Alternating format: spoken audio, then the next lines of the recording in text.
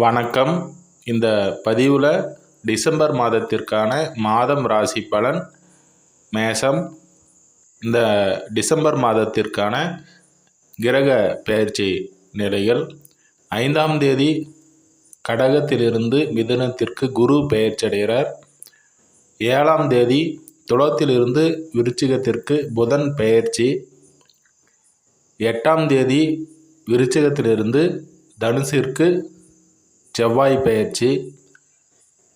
16ஆம் தேதி விருச்சிகத்திலிருந்து தனுசிற்கு சூரியன் பெயர்ச்சி. 20ஆம் தேதி விருச்சிகத்திலிருந்து தனுசிற்கு சுக்கிரன் பெயர்ச்சி. இந்த மாதம் சனி வக்ர நிவர்த்தி. இந்த மாதத்திற்கான கிரக பெயர்ச்சி நிலைகள். அடுத்ததாக இந்த மாதத்திற்கான பொது ராசி பலனை பார்க்கலாம். குரு 3ஆம் இடத்திற்கு வந்து அமர்றாரு. 4ஆம் இடத்துல உச்ச அமைப்பில் இருந்தார். 4ஆம் இடத்துல அவர் உச்ச அமைப்பு பாக்கியாதிபதி மற்றும் விரையாதிபதி இங்கே உங்களுடைய 4ஆம் இடத்துல வந்து அவர் அமர்றதுனால இப்போ வீடு சம்மந்தப்பட்ட விஷயங்களில் செலவினங்கள், சுப விரய செலவுகள் இது எல்லாமே இருந்திருக்கும். அதே போல் உங்களுடைய மனதளவில் ஒரு தெளிவான ஒரு அமைப்பு, அதே போல் தெய்வ அருள் இது எல்லாமே இருந்திருக்கும். உங்கள் தகப்பனார் மூலயமாக நன்மைகள் ஏற்பட்டிருக்கும். அவர் மூலயமாக சொத்து அமைப்புகள் இது எல்லாமே சிறப்பாக இருந்தது. இப்போ வந்து அவர் வந்து 3ஆம் இடத்திற்கு வந்து அமர்றாரு. 3ஆம் இடத்துல வந்து குரு அமர்வது அது எதிர்த்தன்மையான வீடு. கடகத்தில் அவர் நட்பு நிலையில் இருந்தார். இப்போ வந்து பகை நிலைமையில் புதன் வீட்டில் வந்து அவர் அமர்றார் மிதுனத்தில். அப்போ பார்த்தீங்கன்னா அவருடைய பார்வை இங்கே சிறப்பான ஒரு அமைப்பு. தனுசை பார்ப்பார். அவர் வீட்டை 9ஆம் இடத்தை அவர் பார்க்கிறாரு. அதனால் மனதளவில் ஒரு தெளிவான ஒரு அமைப்பு இப்போது இருக்கும். தெய்வ நம்பிக்கை அது வந்து தெய்வத்தின் அருளும் உண்டாகும். பொதுவாக 9ஆம் இடத்தை வந்து குரு தன்னுடைய பார்வையால் பார்க்கும்போது எதையுமே வந்து ஒரு நன்மை தரக்கூடிய ஒரு அமைப்பில் தந்தை வழி மூலயமாக இது எல்லாமே சிறப்பாக தந்தை வழி உறவுகள் இதன் மூலயமாக சிறப்பான சில நன்மைகள் இருக்கும். அடுத்ததாக இவருடைய 5ஆம் பார்வை பார்த்தீங்கன்னா 7ஆம் இடத்துக்கு விழுறதுனால திருமணமாகாதவர்களுக்கு இப்போ திருமணம் கைகூடி வரக்கூடிய ஒரு அமைப்பு. அதே போல் சுக்கிரனுக்கு குரு பார்வையும் இருக்குது 7ஆம் அதிபதிக்கு. இது வந்து ஒரு சிறப்பான ஒரு அமைப்பு தான். உங்களுடைய சுய ஜாதகத்தில் உங்களுக்கு வந்து தசாபுத்தி அமைப்பிற்கேற்ப இப்போது திருமணம் கைகூடி வரும் மேசராசி நண்பர்களுக்கு. அடுத்ததாக இவருடைய 9ஆம் பார்வை. 9ஆம் பார்வை பார்த்தீங்கன்னா இங்கே 3ஆம் இடத்துலேருந்து 11ஆம் இடத்தை ராகுவை பார்த்துடுறாரு. இது ஒரு சிறப்பு தான். 11ஆம் இடம் இயங்கும்போது மனதில் இருந்த ஆசைகள் நிறைவேறும். பொருளாதார வளர்ச்சி சிறப்பாக இருக்கும். மன தேவைகள் பூர்த்தி அடையும். இது எல்லாமே சிறப்பான நன்மை தரக்கூடிய ஒரு இப்போ தொழிலில் லாபம். இது லாபஸ்தானம் 11ஆம் இடம். அப்போ லாபம் சிறப்பாக இருக்கக்கூடிய ஒரு அமைப்பு. மூத்தவர்களுடைய அனுகிரகம் இப்போது சிறப்பாக இருக்குது. அடுத்ததாக சனி பகவான் இப்போ வக்ர நிவர்த்தி அடைஞ்சிருக்கார். 12ஆம் இடத்துல விரைய சனியாக இருக்கிறார். இப்போ இந்த சனி பகவான் பார்த்தீங்கன்னா விரைய சனியாக இருப்பதனால வக்ர அமைப்பில் இருந்தவர் வக்ர நிவர்த்தி அடைஞ்சிட்டார். சனியினுடைய பாதிப்பு கண்டிப்பாக குறிப்பாக பார்த்தீங்கன்னா அஸ்வினி நட்சத்திரக்காரர்களுக்கு இருக்கும். தனவரவு ஓரளவுக்கு வரும். உடல் ரீதியில் பாதிப்புகள் இப்போது இருக்கும். குறிப்பாக அந்த கால் பாதம் இது போன்ற அமைப்புகளில் பாதிப்புகள் இருக்கும். இப்போ அஸ்வினி நட்சத்திரக்காரர்கள் வரவுக்கு மீறிய செலவுகளும் இருக்கும். உடலை பார்த்துக்கிறது நல்லது. அதே போல் பணத்தை வந்து எந்த அளவுக்கு சிக்கனம் பிடிக்கிறீங்களோ அடுத்ததாக வரக்கூடிய ஜென்ம சனிக்காலங்கள் அது உதவியாக இருக்கும். கடன் பெருசாக வாங்க தேவையில்லை. பெரிய ரிஸ்க் எடுக்க தேவையில்லை.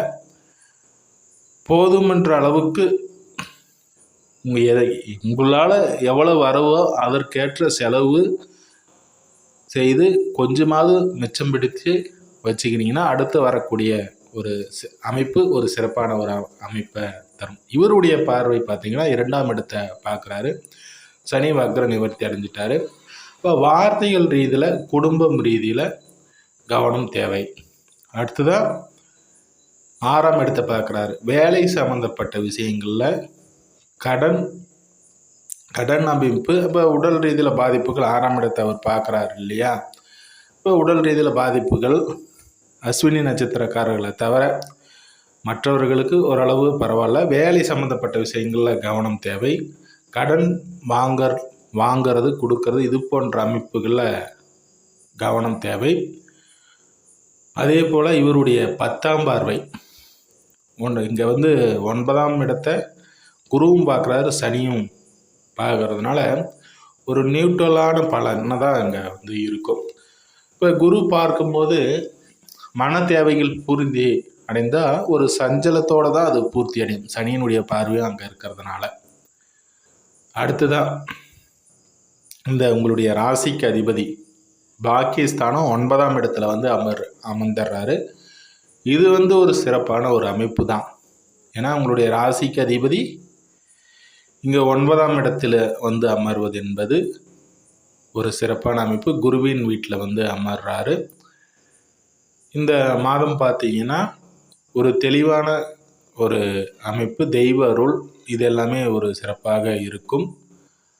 ராசிக்கு அதிபதி இந்த 7 சனியினுடைய அமைப்பில் உங்களுடைய ராசிக்கு அதிபதி ஒரு நல்ல அமைப்பில் இருக்கும்போது ஒரு பெரிய ஒரு விஷயத்தை நம்ம சாதிக்க முடியலனா கூட ஒரு தொந்தரவு உங்களுக்கு இருக்கக்கூடிய தொந்தரவு பிரச்சனைகள் இருந்து விடுபட்டு கொஞ்சம் ஆறுதலான ஒரு அமைப்பு இந்த ராசிக்கு அதிபதி செவ்வாய் நல்ல இடத்துல அவர் இருக்கிறது. அதை குரு பார்க்கறதுன்றதுனால சனியினுடைய பாதிப்பிலிருந்து குறையக்கூடிய அமைப்பு. அதே போல் இங்கே இருந்து சனியை அவர் பார்த்துறாரு, சனி செவ்வாயும் பார்த்துடுறாரு.